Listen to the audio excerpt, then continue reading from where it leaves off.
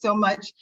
So happy to see everyone here today. I'm Kendra Kopanis, Executive Director of Generate Health, and I have the honor, alongside my colleague Andwali Jolly, of welcoming you to today's session about the Birth Equity Index. Kelly McKay and Leah Moser have planned a great session for you today, and I'm just really moved by how many people are here today with us to learn and take action during Black Maternal Health Week. First, let you know a little bit about Generate Health. We're a maternal and infant health coalition dedicated to the health and well-being of Black moms, birthing people, babies, and families. And we believe that birth equity, Black birth outcomes in particular, are foundational for our region to flourish, because this isn't just a health and a healthcare issue, and all of us are harmed by the continuation of racial injustice in our community. At the core of our work at Generate Health, as advocates, as network builders, and data storytellers, is the personal experience, the leadership and decision-making of people impacted by the systems and structures that have created and perpetuate racial inequities. You'll learn about the Birth Equity Index and how that centers personal experience in the very model. And it's exciting to see this come together, and really give credit and acknowledgement to the leadership, the foresight, the partnership of Bethany Johnson-Javois and the Integrated Health Network team, who saw the potential several years ago for this tool to help our region. First, to better define what equity for Black moms and babies looks like and should be, and then to measure progress toward achieving equity and achieving our North Star of zero racial disparities. And finally, I think the tool has the promise to hold us all accountable for not backing away from our promises. So we could not be here today without the leadership and persistence of IHN. So thank you so much for that. And I'm just going to close with an ask to set us up here that during the session, you are going to hear recommendations about how to advance equity, recommendations directly from Black moms. So please commit to take at least one new and bolder action to advance birth equity. And we all have a responsibility and role to play in making St. Louis a safe and healthy place for Black moms and babies. So thank you for being here, and I'm going to pass it to Andwali to also welcome you this morning. Good morning. Thank you, Kendra. IHN, through partnerships and collaboration, IHN is a healthcare intermediary building capacity across sectors to advance health equity and improve well-being with an emphasis on marginalized communities. And it's through this partnership building, we were able to collaborate with Generate Health, Missouri Foundation for Health, and National Birth Equity Collaborative in order to launch this effort so that we can provide much needed data and information that will shape strategy and get us resources to eradicate this health disparity that has been persistent for too long due to racial inequities and social drivers around race and other factors that impact the well-being of Black mothers in the state of Missouri. So I am so thankful to be here with you all. I'm so thankful for the work that's gone into this effort. And I want to take a moment to thank Bethany Johnson-Javois, who's been my predecessor and leader of St. Louis Integrated Health Network, who had the foresight to bring this movement forward to all of us. She's currently the president and CEO of Deaconess Foundation. She's been an activist in this space for a long time and to improve the well-being of those in Missouri and St. Louis proper. She's won numerous awards from the Mental Health America Eastern Missouri. She's also been recognized by St. Louis Business Journal and Washington University. So with that, I take a moment to recognize and acknowledge Bethany's work in this commitment and this fight, and turn it over to her to welcome you all to this conversation. Well, good afternoon to each and every one of you. I know it's recorded, so I got to put it on record. You all have voices. This has been quite the week, I'm hearing, for Maternal Child Health Week. So I want you to unmute and say hey to everybody who's with you, like you would if you were in the room together. Unmute and say hey. I want to hear you. Hey. Hey. Hey. How you doing? Hello. Hi. Absolutely, Jermon. I see all the names and faces. So welcome to the space. I'm so grateful to be back with you. Also, just acknowledging that Missouri Foundation for Health is represented here today as well, and it's been a beautiful partner in this work, thinking about how we come together as funders, as we should, to support and to be in leadership. So again, thank you so much for joining us. I was asked today, along with our leadership, the best thing I ever did was to support IHN to understand what Sharon and all of the now CHW and mothers were teaching me at the time, all of the community health center partners, Amanda Stormer, who was so wise to say, Kelly, you needed to come through the door. Thank you, Kelly. And to all of you, to my partners at Generate Health, love and miss you. And so happy to be back with you. Let's jump in because it's such an exciting moment. So my keynote is here today to just share with you why it matters and why this is important. And it's not a hard task for me to do, right? So I want to share a few things about with and without this index, with and without this work, and with and without the values and the principles that we hold dear, why this is critical. Number one, without this index, transparency, responsibility, and accountability do not exist without it, right?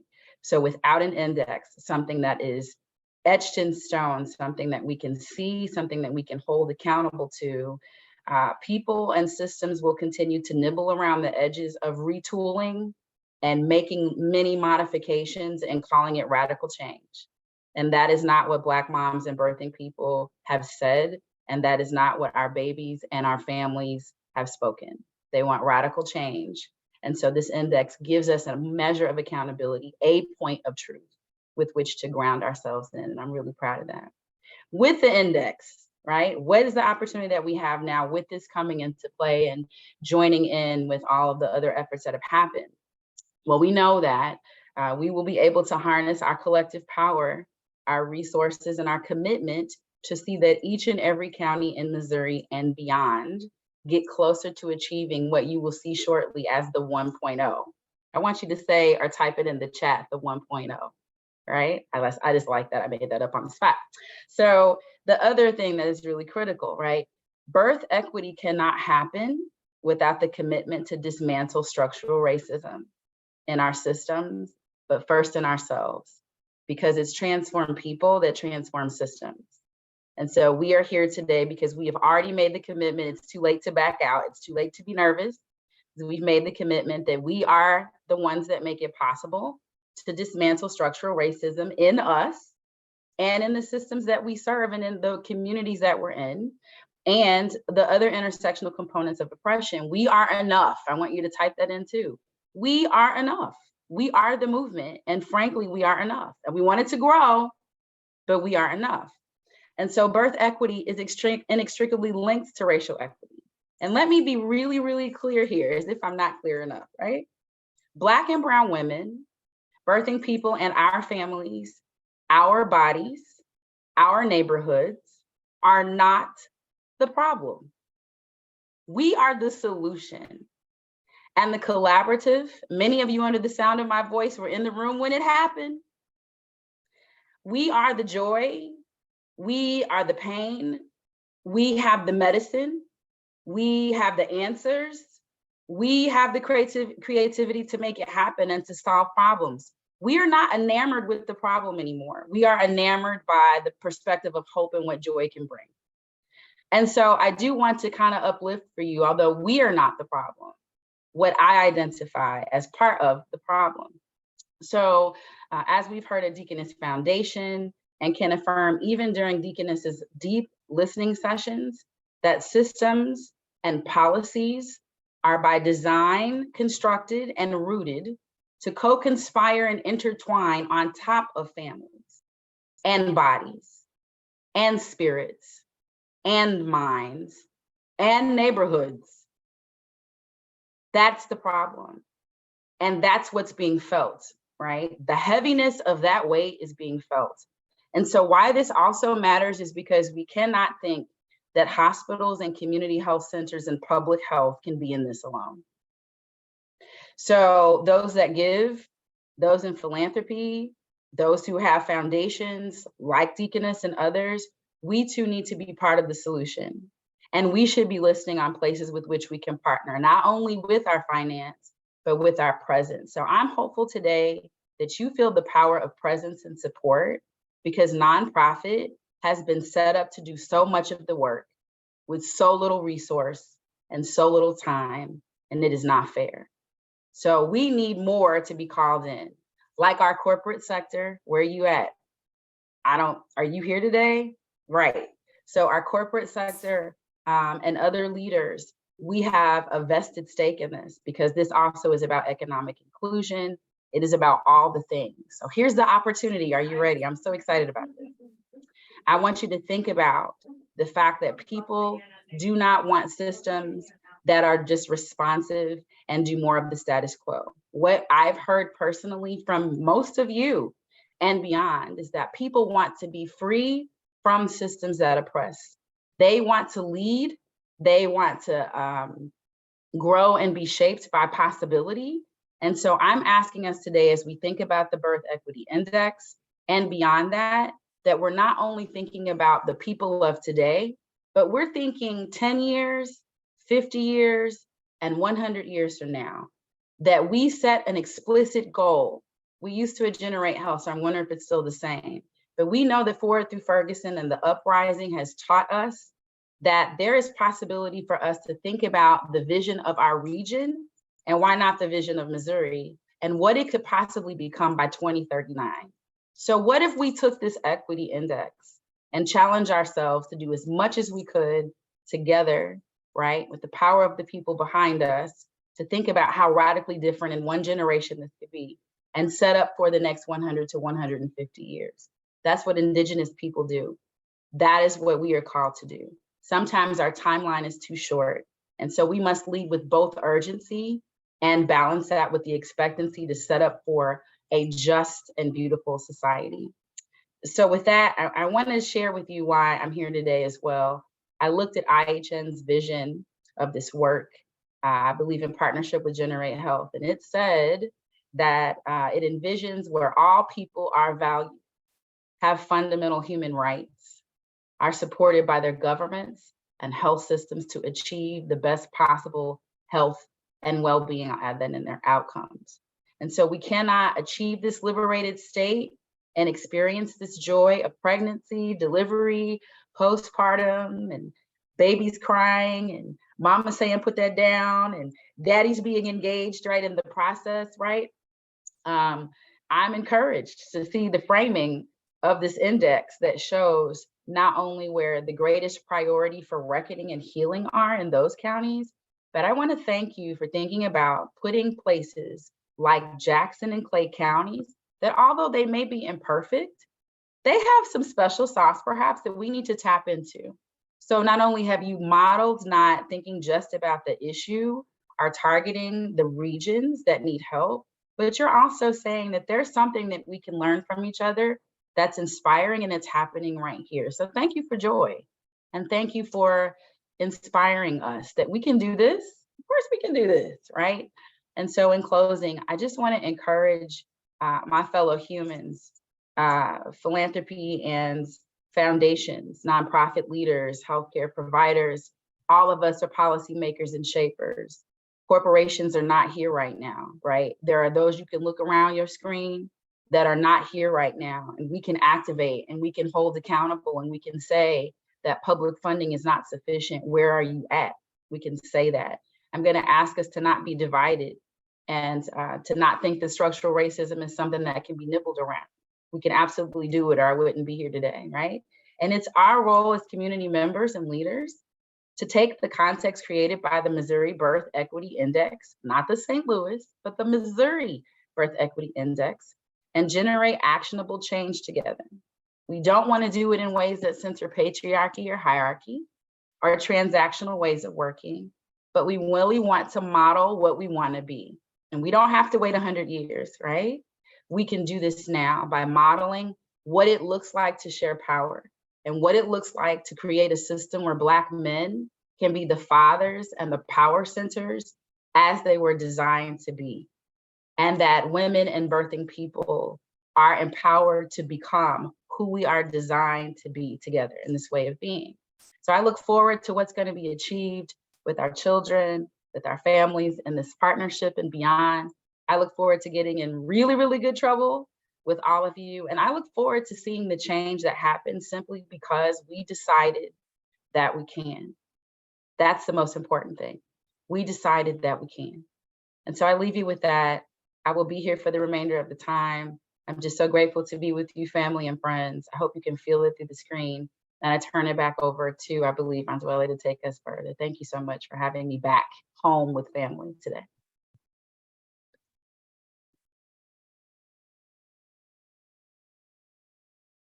Inspirational, Bethany. Thank you so much for that. Really appreciate that. So we definitely, I love trouble. You know that. We've gotten into lots of trouble together over the years. I'm going to turn over, I'm not sure if I'm supposed to do it, but I will turn it over to Lee Mosier, Director of Planning and Partnerships at Generate Health, as well as Kelly McKay, who's our beloved loved one at IHN, to lead us into a presentation on the Missouri Birth Equity Index.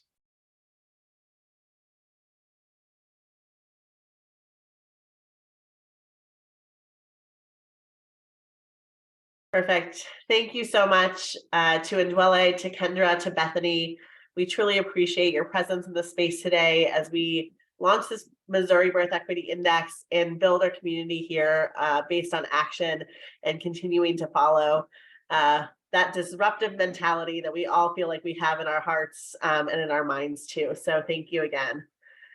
So once again, my name is Kelly McKay Gist, and along with my colleague Leah Moser, we'll talk a little bit about the Missouri Birth Equity Index together. We really want to highlight Bethany again, just to say thank you for creating the foundation for this project, and we're grateful for you to speak here today. And thank you to Kendra, Leah, and Generate Health for continuing to see the value of this project and working in partnership with us to create this, this index.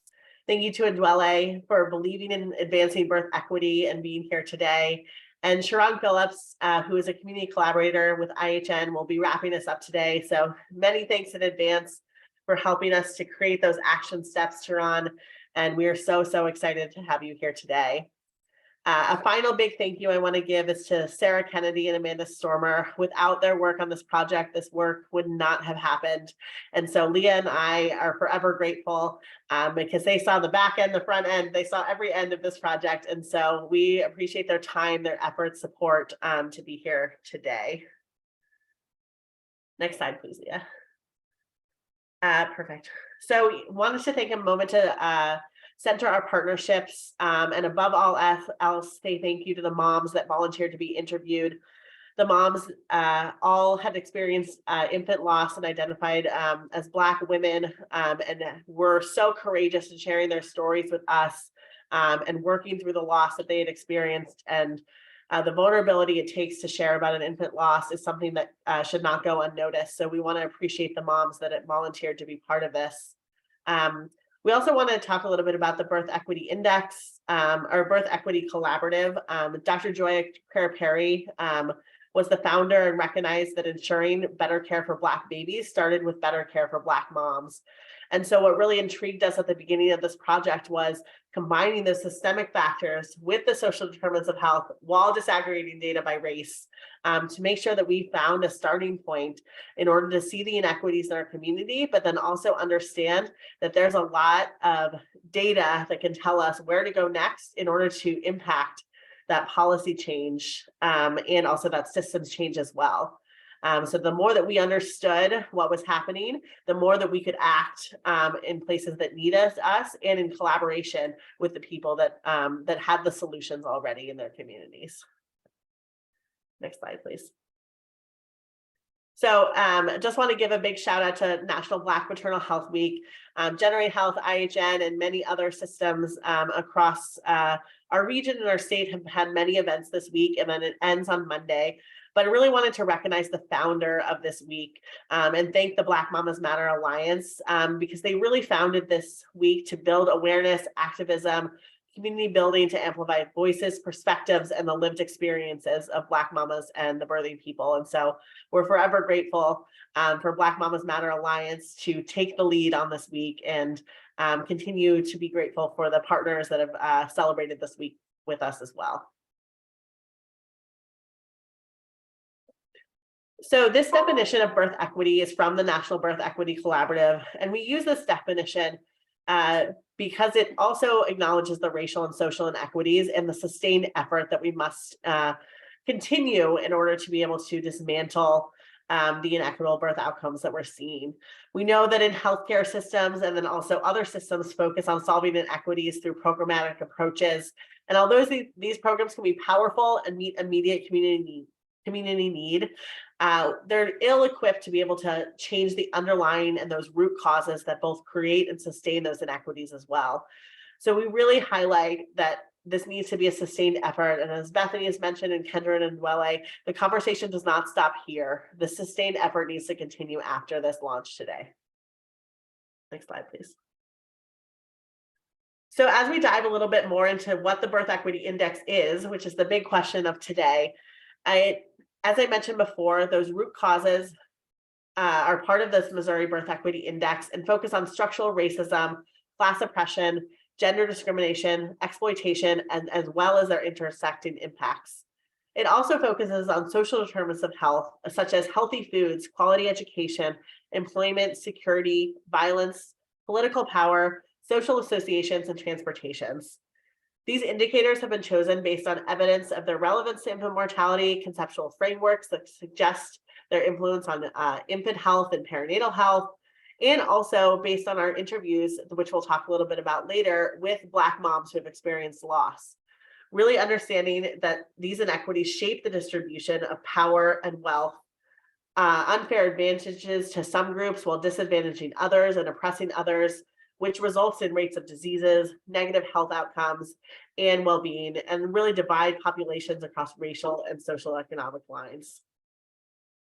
The final thing I want to say before we move on to our next slide, and I turn it over to Leah, is when we talk about data, sometimes it can feel like we're not part of it. We don't really recognize the people behind it. And so these statistics really represent real people who have experienced infant loss and infant mortality and want to recognize that the impact it has on the birthing person, the family, and the community.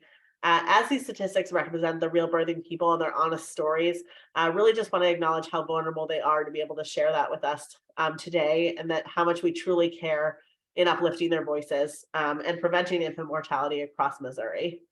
I'm going to turn it over to Leah to speak more about Black infant mortality here in Missouri. Thanks so much, Kelly.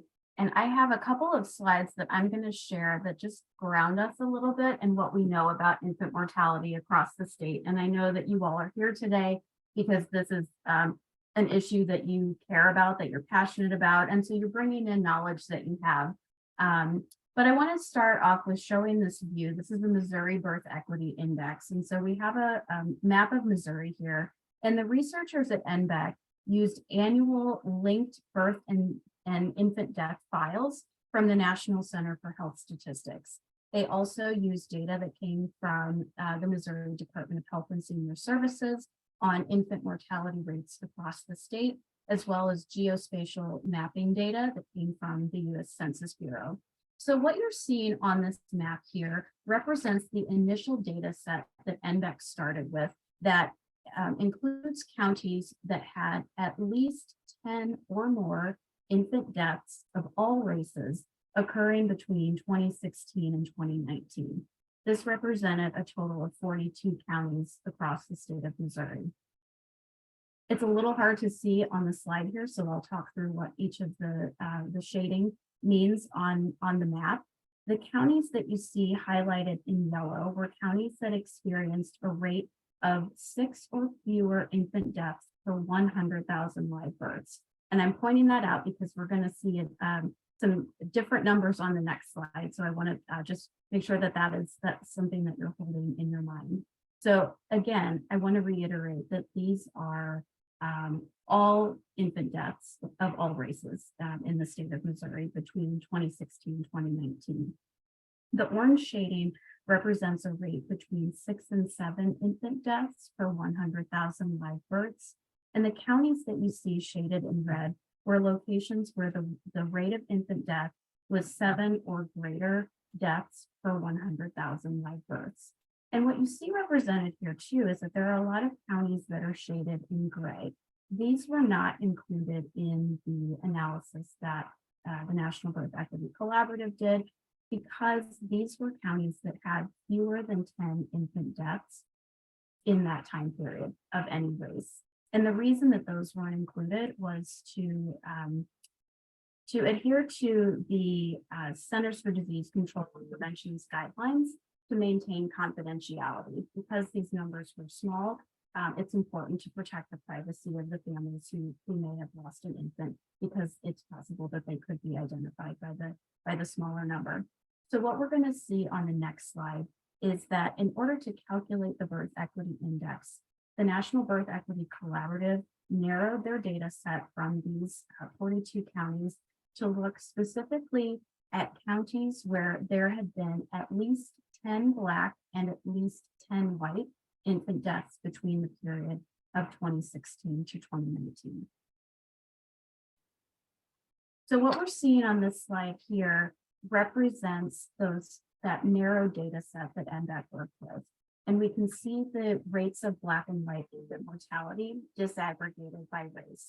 So the counties in that time frame that had at a minimum 10 white and 10 Black infant deaths were Boone County, Clay County, and Jackson County in the Kansas City region, as well as St. Louis City and St. Louis County.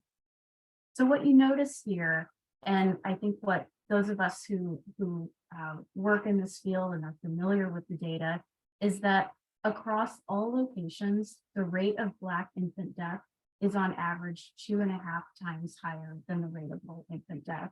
And what we've heard from Bethany is that we can address this. This is not okay. There is absolutely no reason biologically that we would be seeing differences in death between Black and white infants. These are related to systemic issues. This table here shows the number representation of the image that we just saw on the previous slide.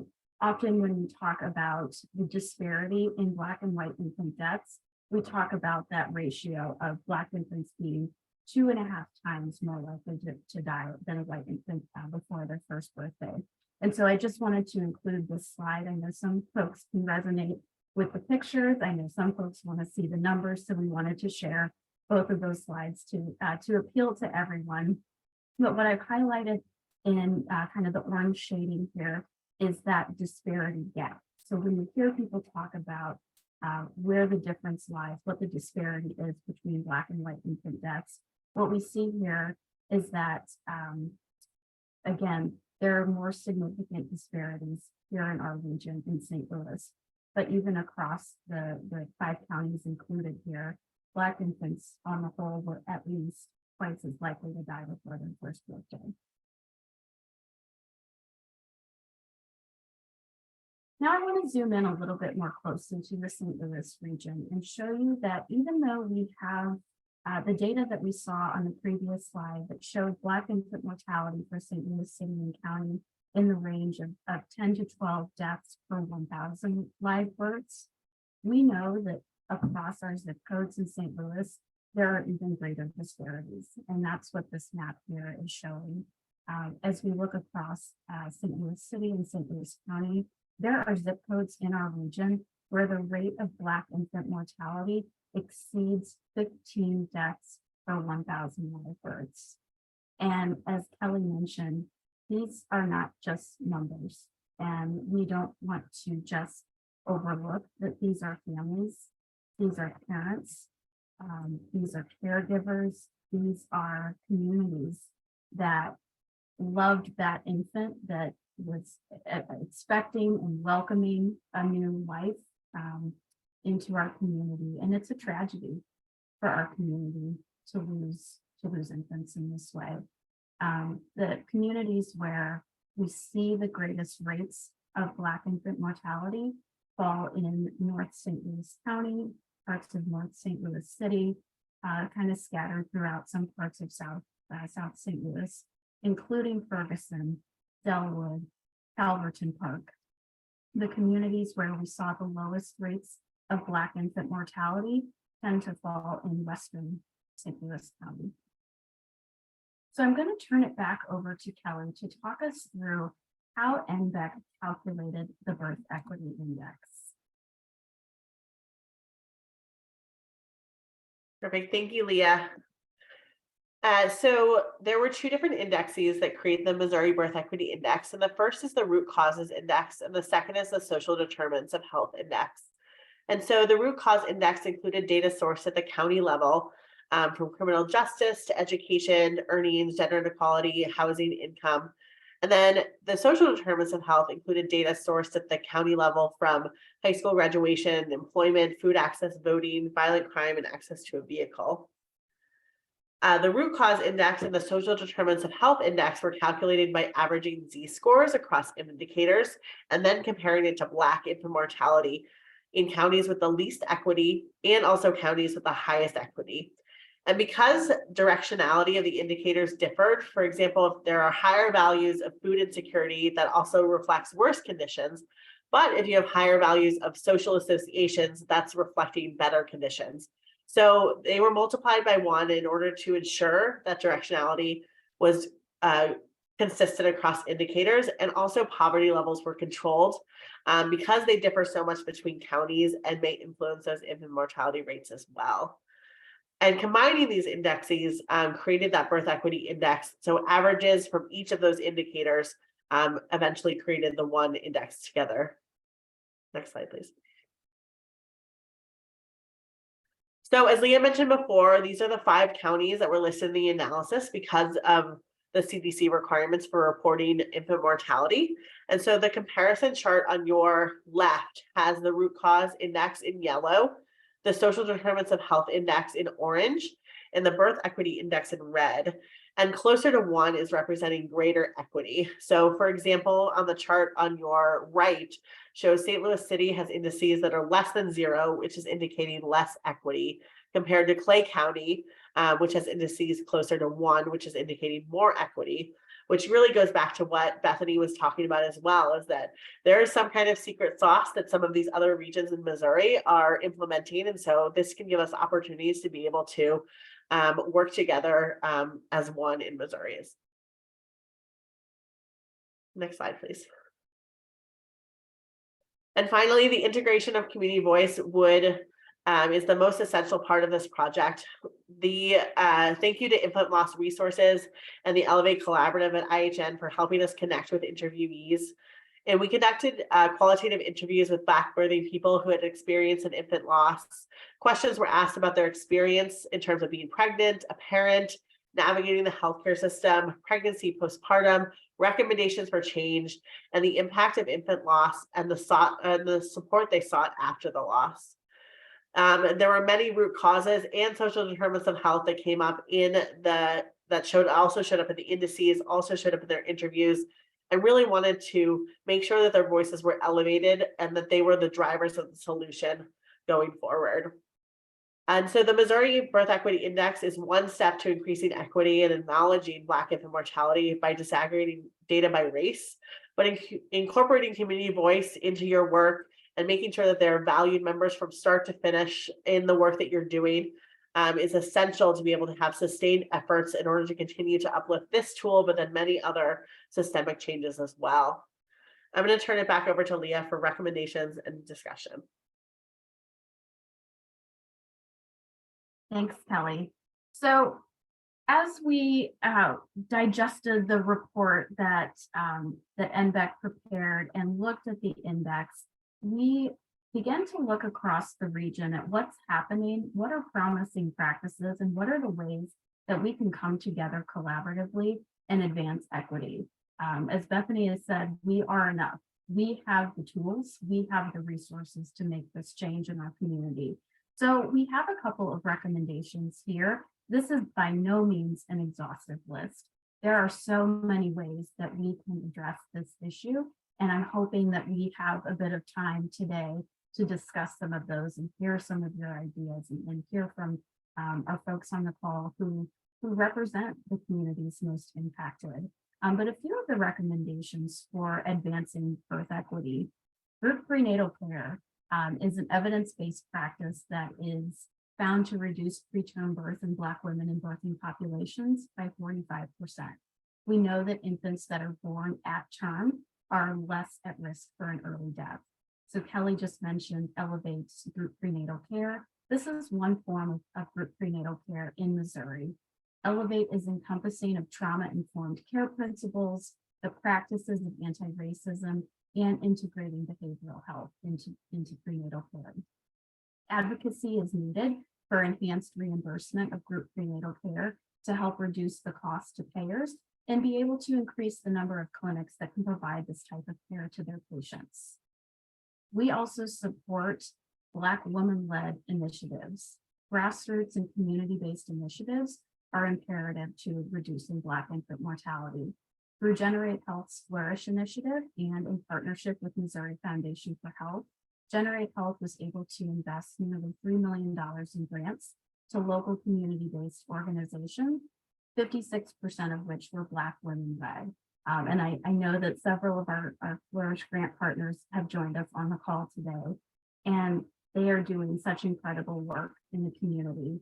And we believe that investing in communities that are most impacted by the disparities in birth outcomes supports community-driven solutions. Advocating for paid family leave is something that promotes racial equity across social and economic factors that affect family and community health. Policies that support paid family leave support families by giving them greater financial security. It helps improve the physical and mental well-being of new parents, and it keeps women and birthing people better connected to the workforce. It's good for families, it's good for our economy, it's good for our community. So are livable wages. There are studies that have demonstrated that families who are earning livable wages are less likely to have babies that are born at a low birth weight, and it reduces the risk of infant death. Livable wages give families the opportunity to afford their lives, afford their families, and it prevents families from having to make choices between, do I pay that bill today? Do I keep the lights on? Or do I keep my family fed? And access to quality transportation is a way to ensure that families not only have physical access to prenatal and well child care, it also helps families be able to access jobs, access education, get their kids to child care, access food, and make social and community connections. So I want to move us in, and I'm looking at our time. We're doing good on time here today, but I'm gonna leave the slide up for just a minute, and then I'm gonna stop sharing so I can see all of your faces. But as you've heard us talk today about the Birth Equity Index, what questions or thoughts does it raise for you that we can answer? Are there things that you want to know more about? How do you think you might use the Birth Equity Index? But most importantly, what are some of the recommendations that you have for solutions to advancing equity? Like I said, the list of recommendations that we provided was by no means exhaustive, but some of the things that we promoted are what we shared: disaggregating the data by race, engaging with Black women and birthing people for community-driven solutions. But we also know things like respectful maternity care practices go a long way to advancing equity. Addressing the discrimination and bias in healthcare is another solution. Getting better at coordinating services for expectant new parents. We have no shortage of solutions. So I'm curious to hear what thoughts folks are having. And I'm going to stop my share so we can see, and so I can get back to looking at the chat, because I know I've missed a lot of messages. So what's coming up for folks today as you've heard this?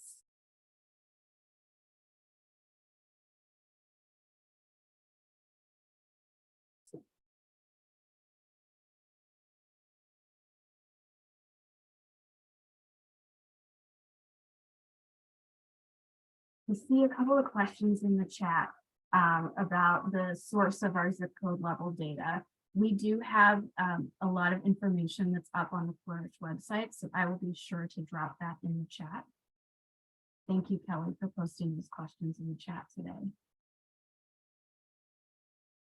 Feel free to come off mute, put your questions in the chat.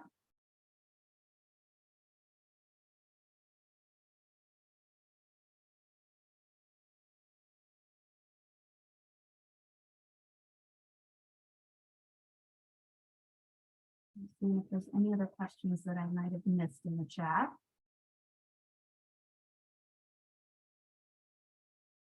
See a lot of smiles and claps and tell me what you're thinking, folks. Yeah, I have a question. This is Laura Gully. Hi, Laura. Hi, everybody. Hey, I was thinking about the recommendations or things that were really drivers for some of those indicators. And I was wondering if there was an exploration or elevation of some of the opportunities for wealth building. And I think about housing and the impact that has in the ability to have wealth. And I'm just curious to know if there was some discussion about, what that might or could look like for our region. Yeah, that's a great question, Laura. And I am not here to be the answer of all the questions. So if folks on the call have thoughts and perspectives, what I can share is that included in the index was a view of the metrics that NBEC linked as having the most closest association with birth outcomes. And so Kelly, I'm looking at you because I'm failing to remember now if housing was included there, but it did look at,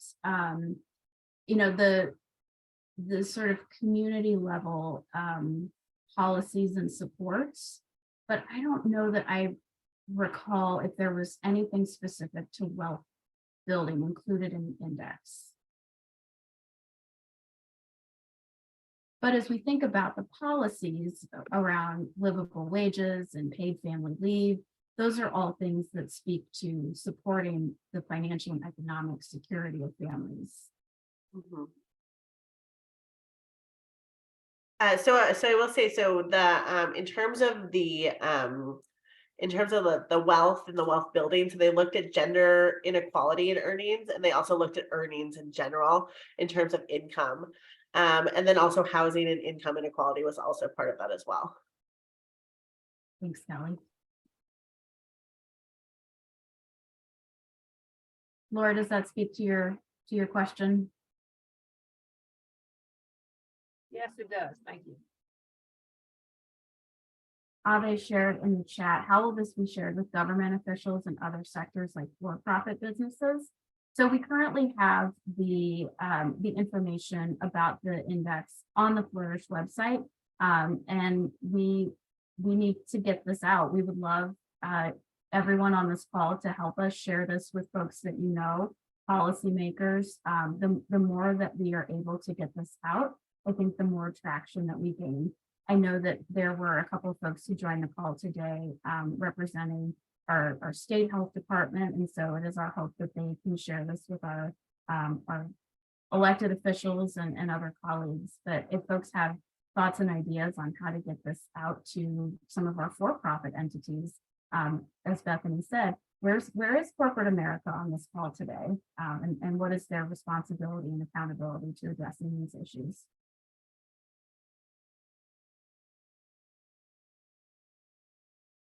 Yeah, I see a lot in the chat. Housing and transportation, so important for families. Latanya's question, are the families aware of this data in their community? Bring some more awareness to share with families. Yeah, the families, and I'll let Kelly speak here too about how IHN is sharing this back with families who have participated. But also this is something that we share out with our Flourish network of community leaders at Generate Health.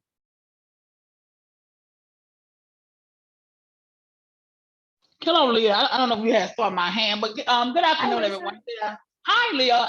Good afternoon, everyone. I just want to make sure that I'm always advocating for families who may have issue with digital assets, and so at this index, it's a great informative tool for individuals who may have access to technology. Well, have there been any consideration for families who have Obama phones, who have trace phones and flip phones and limited access to phones, and so, or any who does not have access to data technology, Wi-Fi and things of that sort, who may not even have access to a library. And so, with that being said, are there any like a oversight accountability, maybe agency that makes sure that these information is being enforced for organizations that are in need of this information, because it's one thing to tell people about it, but it's another thing people actually use that information to impact change in our community. Absolutely, Alicia. And I know at Generate Health, we are out in community. I know IHN is out in community as well. So the more, and all of you who are on this call, if we can create some materials and resources that would be helpful for you to share when you're connecting with communities, please reach out to us about that. We want this to be a tool that is usable. We don't want it to just live. This was framed as an academic research, but driven and informed by community. And so we want it to be used by community.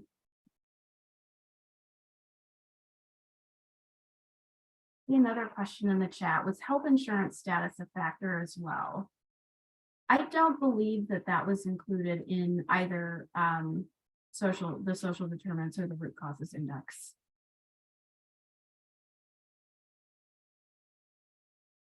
But that would be, that is something critical to consider, because that shapes access to care.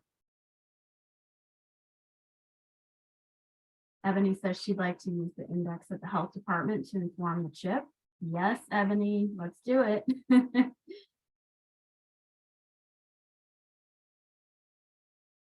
A question here from Allie. What is the best way to be intentional with our storytelling so our audience is not just gap gazing? Any folks on the call want to speak to this?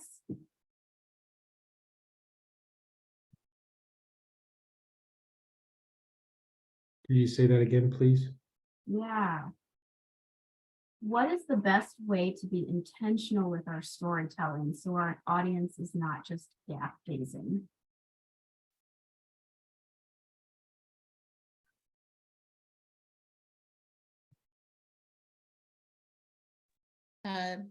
Good afternoon, everyone. Happy Friday. This is LaTanya. I think it would be great if we could actually use testimonies, people sharing their life experiences along with results. What was the outcome of that? And how what we can provide can actually help them along their journey or their concerns. That's just my thought. Well, Tanya, I thank you for that. Most of y'all know that me and my wife, April, we have 3 beautiful children. And I should say we have 4. These stories are, this data is important. It's personal. And we have to continue the fight to make sure the people that are here and not here understand the importance of what we're trying to do.